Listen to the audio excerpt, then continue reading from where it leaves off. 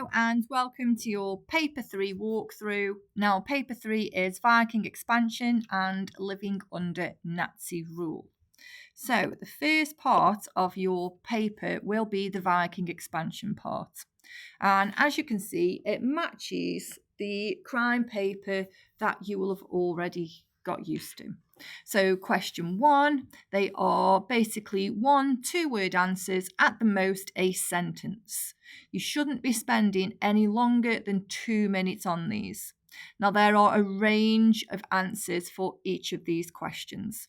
So question number 1, identify one important trading town within the Viking homelands. You just need to write one answer for this, and you could choose Hedeby, Birka and Kaupang, and that would be enough. That'd get your 1 mark. 1b, identify one Anglo-Saxon kingdom that became part of the Danelaw. Again, 1-word answer for there. You would have Mercia, Northumbria, East Anglia or Essex. 1c, give one reason for Svein Forkbeard's attacks on England. Again, we're going to keep it to a couple of words, no more than a sentence. You might have that previous Viking kings had been successful in attacking England. England was richer than Denmark. England had a weak government at the time.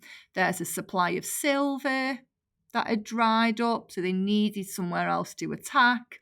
Or you might have the massacre of St. Brice's Day. Again, don't spend any longer than 2 minutes, but be very, very specific with your answer. Question 2 is you'll write a clear and organised summary. Now, this part of the question never changes. What they're looking for you to do is to write 2 paragraphs. They want you to include specific knowledge, and they want you to base your answer around certain history tools, such as change, causation, or consequence. Now, for this one, you might pick change. Viking society started pagan. Under Harold Bluetooth, he converts to Christianity. You might put causation, how the Vikings acted because of their belief in their gods. And again, if you're writing 2 paragraphs, I would make sure that you leave a space between each paragraph so it's very clear to the examiner that you have your 2. I would stack it with as much evidence or examples as possible to really hammer home your point.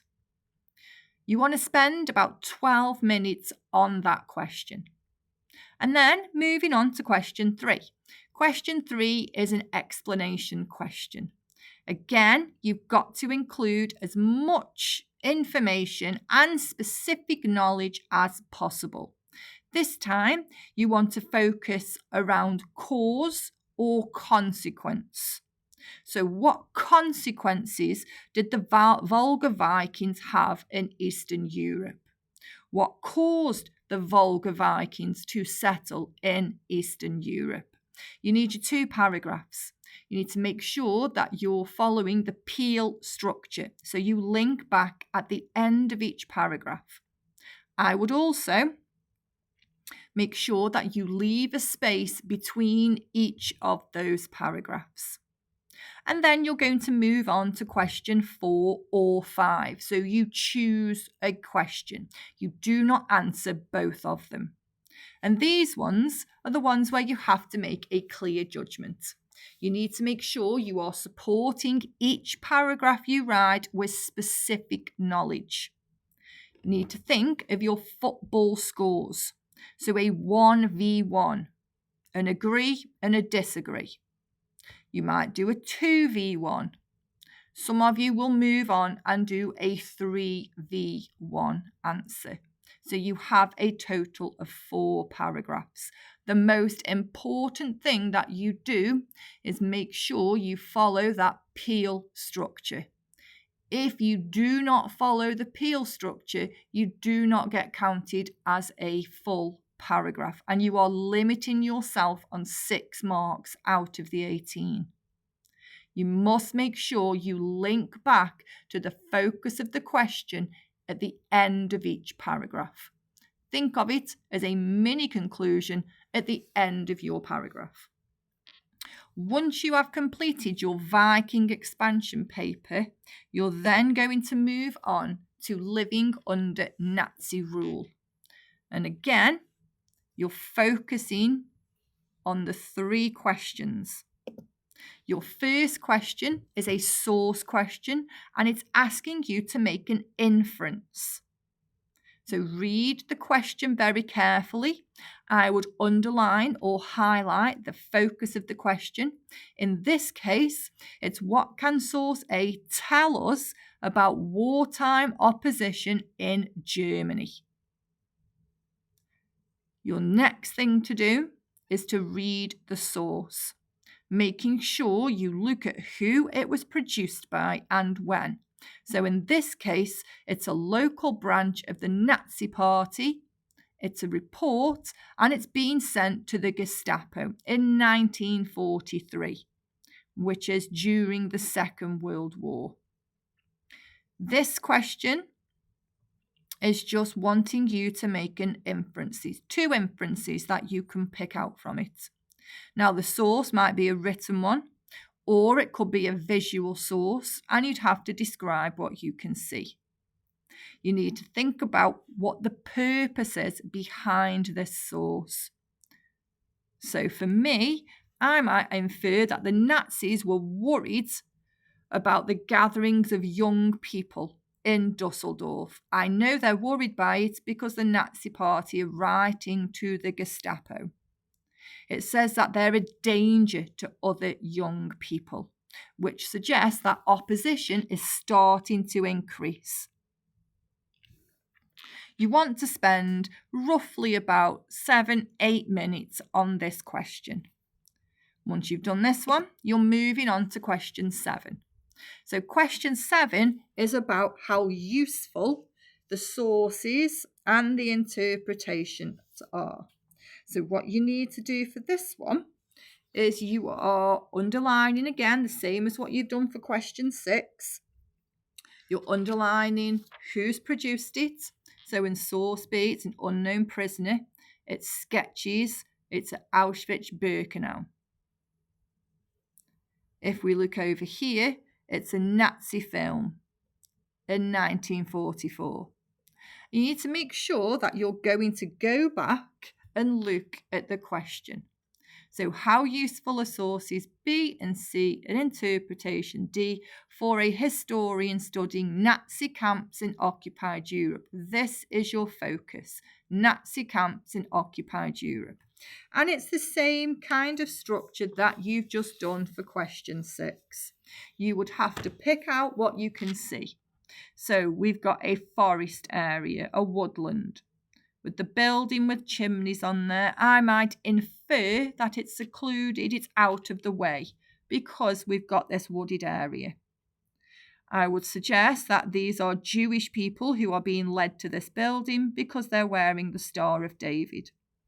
I could suggest that these are Nazi SS guards who are leading them there. They've got their belongings with them. So we can see this has got a suitcase. We can see a small child over here. We could infer that how they've been drawn, they are a family, and they're being led to the death camp here, where you've got the crematorium with the chimneys there.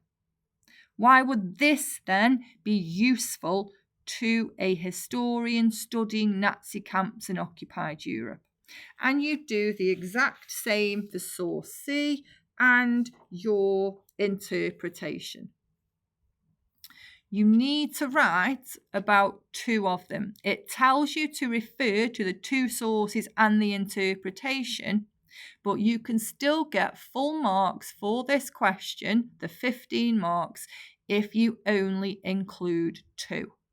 I would pick the 2 that you were able to write the most about, the 2 that you're going to find easiest. Again, you want to spend roughly about 15 minutes on this question.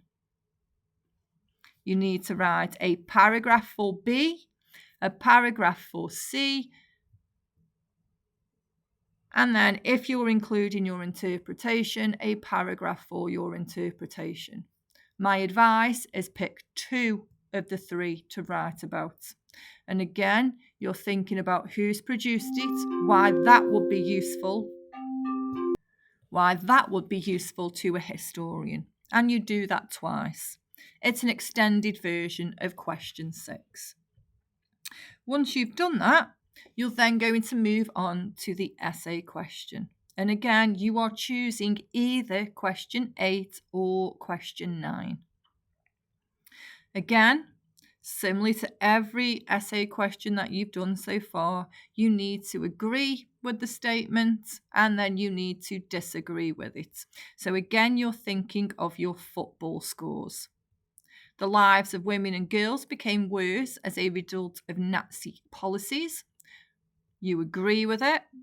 You might do 2 paragraphs to agree. You might do 1 paragraph to disagree, as long as you've got both sides covered. You also need to focus on the time, the chronology of it. So you wouldn't be able to mention anything about World War II because 1939 is the cut-off point for this question. And this is similar to question 9. The most serious threat to the Nazis came from the churches. Again, focus on the date between 33 and 39. So you would not be able to include anything about the July bomb plot or the White Rose Group because this is out of the time frame. My biggest advice for any of the essay questions is you do yourself a plan. You spend a couple of minutes just writing down what examples that you are going to use throughout your essay. When you write a paragraph, make sure that you leave a line between each one so it's really clear to the examiner where your paragraphs start and where they end. I would also make sure that you are following the Peel structure. You need to make a point, support it with some evidence, explain it, and link it back to the question. So therefore, the lives of girls and women became worse because. Think of it as a mini conclusion. Hope you found it useful. Good luck in your exam.